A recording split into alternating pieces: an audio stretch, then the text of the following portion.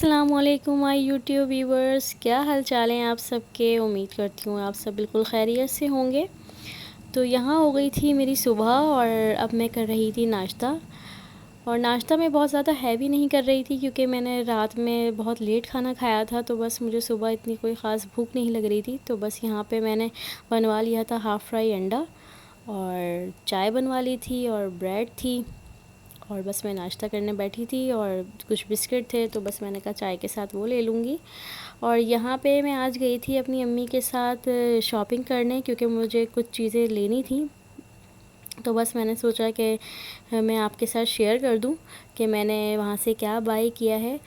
तो यहाँ पे मैं आपको दिखा रही थी स्कार्फ़, जो कि बहुत ही ज़्यादा मुझे अच्छा लग रहा था, तो मैंने वो ले लिया था।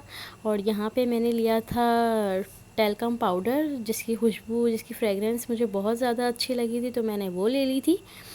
वो ले लिया था पाउडर। और पाउडर के बाद मैंने लिए थे अपने लिए बॉडी स्प्रे, और इनकी भी फ्रेगरेंस मुझे बहुत ज़्यादा अच्छी लगी थी, तो मैंने वो भी बाय कर लिए थे। तो बस यही छोटी मोटी चीज़ें लेनी थी मुझे आज, तो मैं आज जो है अम्मी के साथ चली गई थी। और यहाँ पे मैंने लिया था स्किन केयर का ऑलिव वाइटनिंग लोशन, जो कि मैं हमेशा इसको यूज़ करती आ रही हूँ और मुझे इसका रिज़ल्ट बहुत ही अच्छा लगता है। और मैंने कहा आपके साथ शेयर कर दूँ कि ये बहुत ही ज़्यादा मॉइस्चराइज़ होता है आपकी स्किन के लिए, आपकी स्किन को ख़राब नहीं होने देता। और बहुत ही ज़्यादा आप इसके लगाने से आपकी स्किन बहुत ज़्यादा सॉफ्ट हो जाती है और बहुत ज़्यादा शाइनिंग आ जाती है आपकी स्किन में ना। तो आप लोग भी इसे ज़रूर ट्राई कीजिएगा क्योंकि मुझे तो ये बहुत सूट किया है और मुझे बहुत ही ज़्यादा पसंद है, तो मैं इसे हमेशा यूज़ करती हूँ। और इसकी सबसे अच्छी बात ये है कि ये डिस्पेंसर बॉटल है, क्योंकि इसका जो कैप लगा हुआ है वो एक स्प्रे की तरह है कि आप इजीली उसको जो है अपने हाथ में पुश करके निकाल सकते हैं, क्योंकि बहुत ज़्यादा भी नहीं आता और जितनी आपको रिक्वायर्ड होती है लोशन की वो आपके हाथों में आसानी से आ जाता है। और यहाँ पे मैंने लिया था अपने भांजा भांजी के लिए गिफ्ट, क्योंकि कल मेरी भांजी की है सालगिरह। तो बस मैंने सोचा कि अब मैं आ गई जा रही हूँ शॉपिंग करने, तो मैं उनके लिए थोड़ा छोटा मोटा गिफ्ट ख़रीद लूँ। तो यहाँ पे मैंने अपनी भांजी के लिए लिया था किचन सेट, जो कि मुझे बहुत ही ज़्यादा देख के अच्छा लगा, तो बस मैंने उसको बाय कर लिया था। और उसका बैग भी मुझे बहुत ही ज़्यादा खूबसूरत लगा क्योंकि इसमें हैंग के स्टेप दिए हुए थे, तो वो मतलब हैंग भी कर सकते हैं, छोटा सा मिनी बैग था, तो बस मैंने वो ले लिया था। और यहाँ पे मैंने जो है लिया था एक झुंझुना।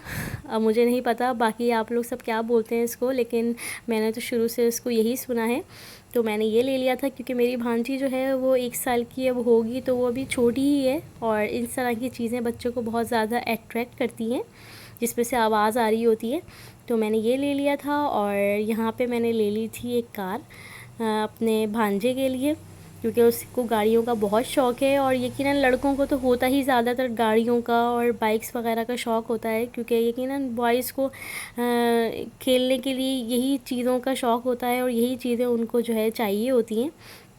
तो बस मैंने यहाँ बच्चों के गिफ्ट ले लिए थे।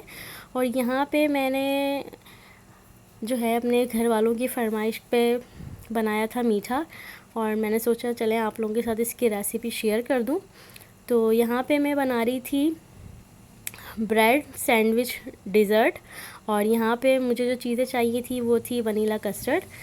और यहाँ पे मैंने 3 टेबलस्पून शुगर ले ली थी, 1 कप के करीब क्रीम ले ली थी, और कुमेल का डिब्बा ले लिया था मैंने। और यहाँ पे मैंने ले ली थी कुछ ब्रेड के स्लाइस। और अब मैं यहाँ पे कर रही थी दूध को बॉयल, क्योंकि मैंने दूध खुला हुआ लिया था, तो मुझे इसको बॉयल करने की ज़रूरत पड़ी थी, तो इस वजह से मैं इसको कर रही थी दूध को बॉयल। और बस अब दूध को बॉयल करूँगी और जैसे ही उबाल आ जाएगा तो मैं इसमें डाल दूँगी शक्कर। अच्छा, चीनी जो है वो मैं बहुत ज़्यादा इसलिए नहीं डाल रही क्योंकि मैंने लिया था कुमेल का टिन, तो इस वजह से कुमेल बहुत ज़्यादा मीठा होता है, तो इस वजह से मैंने शक्कर को बहुत ज़्यादा कम लिया है। और कुमेल को फिर मैं इसमें डाल के अपना जो मीठे की जो रिक्वायरमेंट होगी उसको मैं कंप्लीट कर लूँगी। तो बस यहाँ पे मैं चमचा चला रही थी, स्पैचुला की मदद से जो है मैं शक्कर को जो है डिज़ोल्व कर रही थी। और जैसे ही शक्कर डिज़ोल्व हो जाएगी तो फिर इसमें मैं डाल दूँगी कस्टर्ड। Vanilla custard. और मैं इसका क्लिप बनाना बिल्कुल भूल गई थी क्योंकि मुझे एकदम से याद नहीं आया, बस काम के चक्कर में, तो वो मुझसे मिस हो गया था। तो बस मैंने यहाँ पे 2 टेबल वनीला कस्टर्ड लिया था और उसको मैंने थोड़े से दूध में डाल के घोल के और उसको मैंने डाल दिया था दूध में। और बस मैं स्पैचुला की मदद से इसको चला रही थी। और जब इसको चला लूँगी मैं तो बस इसको मैं फिर फ्लेम बंद करके और इसमें मैं डाल दूँगी कुमेल। और कुमेल डालने के बाद जो है मैं इसको अच्छी तरीके से चलाऊँगी ताकि जो इसकी जो मिठास है वो पूरी तरीके से एक साथ मिल जाए। और यहाँ पे मैं कर रही थी ब्रेड के स्लाइस को कट, क्योंकि यहाँ के इसके जो कॉर्नर होते हैं ब्रेड के उसको मैं साइड से काट रही थी, क्योंकि वो बहुत ज़्यादा हार्ड होते हैं तो इस वजह से वो फिर अच्छे नहीं लगते। तो बस मैं यहाँ से इन कॉर्नर को कटिंग करके और सब स्लाइस को मैं ऐसे ही करके रखती जाऊँगी। और ये मीठा बहुत ही ज़्यादा मज़े का बनता है और मेरे घर वालों को जो है बहुत ज़्यादा मेरे हाथों के खाने पसंद हैं, तो इस वजह से आज सब ने फरमाइश की कि आप कुछ मीठा बनाएं। तो बस मैंने सोचा कि ये रेसिपी मैं आप लोगों के साथ शेयर कर दूं। तो बस मैं यहाँ पे ये मीठे की तैयारी कर रही थी। और यही होता है, आप जब भी आते हो काफ़ी दिन के बाद अपने मैके, तो बस आप लोगों का यही होता है कि अगर कोई घर में फरमाइश कर रहा है किसी भी चीज़ की, तो बहनों का यही होता है कि नहीं यार हम उसको बना दें। तो बस सब ने फरमाइश की और फिर मैंने कहा कि चलें मैं बना देती हूँ। तो बस यहाँ पे मैं ये मीठे बनाने की तैयारी कर रही थी। और बस यही कहूँगी कि अगर आप लोगों को मेरी वीडियोस अच्छी लग रही हैं, आप लोगों को मेरी रूटीन अच्छी लग रही है, तो आप लोग प्लीज़ मेरे चैनल को सब्सक्राइब करें और मुझे कमेंट भी करें ताकि मुझे पता चले कि मैं जो रेसिपीज़ आप लोगों को दे रही हूँ और तो आप लोगों को पसंद आ रही हैं नहीं आ रही, तो मुझे ज़रूर कमेंट करके बताया करें। तो बस यहाँ पे मैं कर रही थी इसको सैंडविच की तरह से पीस, और इसको मैं पीस जो है वो बहुत ज़्यादा बड़ा नहीं रखूँगी, बल्कि इसको मैं और छोटा करके कट कर लूँगी, क्योंकि ये डिज़र्ट है तो इसमें जो है बहुत ज़्यादा बड़े बड़े स्लाइस अच्छे नहीं लगते। तो इस वजह से मैंने इसको पीस कर लिया था। और यहाँ पे मैं आपको दिखा दूँ कि मैंने जो इसकी कस्टर्ड की जो कंसिस्टेंसी रखी है वो मैंने कितनी रखी है। तो आप देख रहे होंगे ना, ये बहुत ज़्यादा गाढ़ा है और ना ही बहुत ज़्यादा पतला है। अच्छा, यहाँ पे मैंने गार्निशिंग के लिए लिया था बादाम और पिस्ते, और उनको मैंने बारीक बारीक काट लिया था। और यहाँ लिया था मैंने पिसा हुआ खोपरा। तो बस अब मैं इसको डिश में सेट कर दूँगी ब्रेड के पीसेस को। और बस यहाँ पे इसको सेट करने के बाद मैं अब इसके अंदर जो है फिलिंग करूँगी कस्टर्ड की।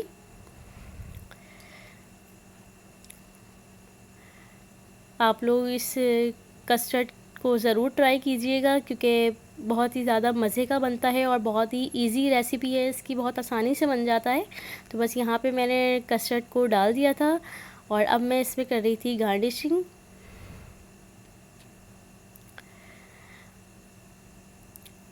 और बस यही होता है कि जब भी आप कोई चीज़ बनाते हो तो उसकी प्रेजेंटेशन सबसे ज़्यादा मायने रखती है, कि अगर आप कोई चीज़ बना रहे हो तो इसकी सबसे ज़्यादा खूबसूरती ही प्रेजेंटेशन से आती है।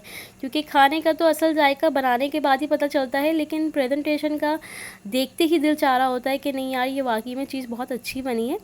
तो बस यही होता है कि आप लोग जब भी कुछ बनाएं अच्छा बनाएं और उसकी जो प्रेजेंटेशन है उसको बहुत ही ज़्यादा अच्छा करने की कोशिश करें, ताकि आप लोग का देख के भी दिल खुश हो और बना के तो यकीनन आप लोग को दिली खुशी होगी, क्योंकि यकीनन जब वो चीज़ अच्छी बनेगी तो सब घर वाले भी तारीफ़ करेंगे।